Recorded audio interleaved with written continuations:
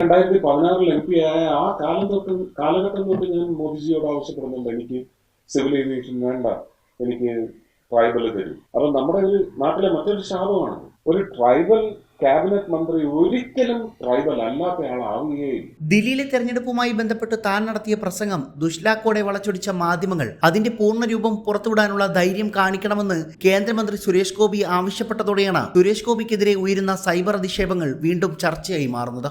തൃശൂർ ലോക്സഭാ സീറ്റിൽ സുരേഷ് ഗോപിയെ സ്ഥാനാർത്ഥിയാക്കി പ്രഖ്യാപിച്ച നാൾ മുതൽ സംഘടിതവും സങ്കുചിതവുമായ ആക്രമണം നിരന്തരം നേരിടുകയായിരുന്നു. തന്റെ മൂന്നാം തെരഞ്ഞെടുപ്പ് വിധിയിൽ എന്നാൽ ജനങ്ങൾ കുപ്രചരണങ്ങളെ തള്ളി അദ്ദേഹത്തെ വിജയിപ്പിക്കുകയും ചെയ്തു. ഡൽഹിയിൽ കേന്ദ്രമന്ത്രി നടത്തിയ ഒരു പ്രസംഗത്തിന്റെ മറപറ്റിയാണ് ഇപ്പോൾ സോഷ്യൽ മീഡിയ അവഹേളനങ്ങൾ കൊഴുക്കുന്നത്. അതിന്റെ അടിസ്ഥാന കാരണം മാധ്യമങ്ങളുടെ വാർത്താ അവതരണത്തിലെ ഗുരുതരമായ കൃത്രിമമായിരുന്നു. കേന്ദ്രമന്ത്രി നടത്തിയ പ്രസംഗത്തിൽ നിന്ന് ഒരു ഭാഗം മാത്രം അടർത്തിയെടുത്തായിരുന്നു ഇന്നലെ രാവിലെ മുതൽ വാർത്ത ഓൺ-എയർ എത്തിച്ചത്. സുരേഷ് ഗോപിയെ ആദിവാസി സമൂഹ വിരുദ്ധമെന്ന് ചിത്രീകരിക്കുന്ന തരത്തിലേക്ക് ഈ വളച്ചൊടുക്കൽ തലക്കെട്ടാക്കി മാറ്റുകയും ചെയ്തു. എന്നാൽ പ്രസംഗത്തിന്റെ പൂർണ്ണരൂപം പ്രസിദ്ധപ്പെടുത്താൻ ഒരു മാധ്യമവും മുന്നോട്ട് വരാത്തതോടെ അദ്ദേഹം തന്നെ പ്രസംഗത്തിന്റെ പൂർണ്ണരൂപം തന്റെ ഫേസ്ബുക്കിൽ പ്രസിദ്ധപ്പെടുത്തി രംഗത്തെത്തുകയും ചെയ്തു.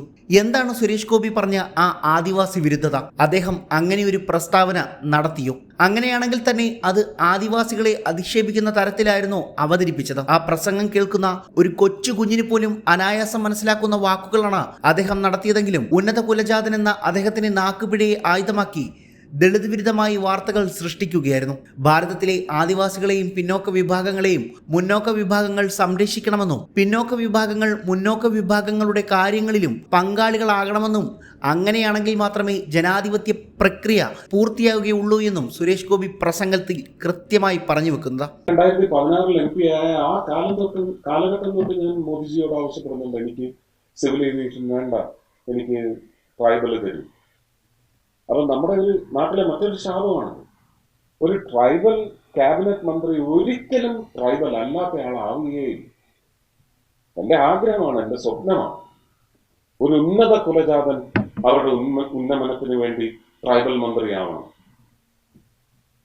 ഒരു ട്രൈബൽ മന്ത്രിയാവാൻ ഒരാളുണ്ടെങ്കിൽ അദ്ദേഹത്തെ മുന്നോക്ക ജാതികളുടെയൊക്കെ ഉന്നമനത്തിന് വേണ്ടിയുള്ള മന്ത്രിയാക്കണം. ഈ പരിവർത്തനം ഉണ്ടാവണം നമ്മുടെ ജനാധിപത്യ സംവിധാനത്തിൽ. ജാതിവശാൽ അങ്ങനെ നമ്മൾ പ്രാക്ടിക്കൈസ് ചെയ്തിട്ടുള്ള ഉന്നത കുലജാതൻ, ഒരു ബ്രാഹ്മണനോ ഒരു നായിഡുവോ, അവർ നോക്കട്ടെ ഗോത്രവർഗത്തിന്റെ കാര്യങ്ങൾ. വലിയ വ്യത്യാസം ഉണ്ടാകും. ഇത് ഞാൻ അപേക്ഷിച്ചിട്ടുണ്ട് പ്രധാനമന്ത്രിയോട്. പക്ഷെ ഇതൊക്കെ ചില ചിട്ടവട്ടങ്ങളൊക്കെ ഉണ്ട്. എന്നാൽ പ്രസംഗത്തിന്റെ മുഴുവൻ രൂപവും വെട്ടിമാറ്റി ആക്രമിക്കാൻ പാകത്തിന് വാർത്ത പടച്ചതിൽ കേരളത്തിലെ മാധ്യമ സമൂഹം കാണിച്ചത് തെറ്റിത്തിരുത്താനാകാത്ത വലിയ പിഴ തന്നെയാണ്. എന്നാൽ സൗമ്യമായി മാത്രമേ ഈ വിഷയത്തിൽ സുരേഷ് ഗോപി ഇതുവരെ പ്രതികരിച്ചും കണ്ടുള്ളൂ. അത്തരത്തിൽ ഒരു തെറ്റിദ്ധാരണയുണ്ടായെങ്കിൽ താൻ പ്രസ്താവന പിൻവലിക്കുന്നു എന്ന് സുരേഷ് ഗോപി വെളിപ്പെടുത്തുകയും ചെയ്തു. പിന്നെയും പിന്നാലെ ആക്രമണങ്ങൾ തുടരുന്നു. അദ്ദേഹത്തിന്റെ ഫേസ്ബുക്ക് പോസ്റ്റിൽ പൂർണ്ണരൂപം സത്യം വെളിപ്പെടും. ദില്ലിയിലെ തെരഞ്ഞെടുപ്പുമായി ബന്ധപ്പെട്ട് എന്റെ പ്രസംഗത്തെ സ്വാർത്ഥ താല്പര്യങ്ങൾക്കായി വളച്ചൊടിച്ച മലയാള മാധ്യമങ്ങൾക്ക് അറിയേണ്ടത് ഭാരതത്തിൽ വർഷങ്ങളായി നിലനിൽക്കുന്ന ജാതി വ്യവസ്ഥയ്ക്ക് അതീതമായ ഓരോരോ ഭാരതീയന്റെയും തുല്യനായി കാണണം എന്നതാണ് ബാബാ സാഹിബ് മുന്നോട്ട് വെച്ച വലിയ സ്വപ്നം. ഈ തുല്യതയുടെ ഭാഗമായിട്ടാണ് ഭാരതത്തിലെ ആദിവാസികളും പിന്നോക്ക വിഭാഗങ്ങളും മുന്നോക്ക വിഭാഗങ്ങൾ സംരക്ഷിക്കണമെന്നും പിന്നോക്ക വിഭാഗങ്ങൾ മുന്നോക്ക വിഭാഗങ്ങളുടെ കാര്യങ്ങളിലും പങ്കാളികളാകണമെന്നും ഞാൻ ആഗ്രഹിച്ചത്. ഇന്നെന്റെ പ്രസംഗം ദുഷ്ലാക്ക് ഉപയോഗിച്ച് വളച്ചൊടിച്ച മാധ്യമങ്ങൾക്ക് അതിൻ്റെ പൂർണ്ണരൂപം പുറത്തുവിടാനുള്ള ധൈര്യം കാണിക്കേണ്ടത് അത്യാവശ്യമാണെന്നും ഞാൻ വിശ്വസിക്കുന്നു. BJPയോടുമുള്ള നിങ്ങളുടെ വൈരാഗ്യം എന്നോടുമുള്ള ദേഷ്യവും എനിക്ക് എൻ്റെ തൃശ്ശൂരിലെയും കേരളത്തിലെയും ജനങ്ങളെ സേവിക്കാനുള്ള പ്രചോദനവുമാണ് നൽകുന്നത്. ഒന്നോർക്കുക, നിങ്ങൾ ഇന്ന് ആദിവാസി വിരോധി എന്ന് ചിത്രീകരിച്ച സുരേഷ് ഗോപിയാണ് വയനാട്ടിലും ഇടുക്കിയിലും ഇടമലക്കുടിയിലും ആദിവാസികൾക്കായി ശബ്ദമുയർത്തിയ അതേ സുരേഷ് ഗോപി. ജനങ്ങൾക്ക് എന്നെ അറിയാം. ഡൽഹിയിൽ അദ്ദേഹം നടത്തിയ പ്രസംഗവും ഫേസ്ബുക്കിൽ പങ്കുവെച്ചുകൊണ്ടായിരുന്നു അദ്ദേഹം ഇത് കുറിച്ചത്.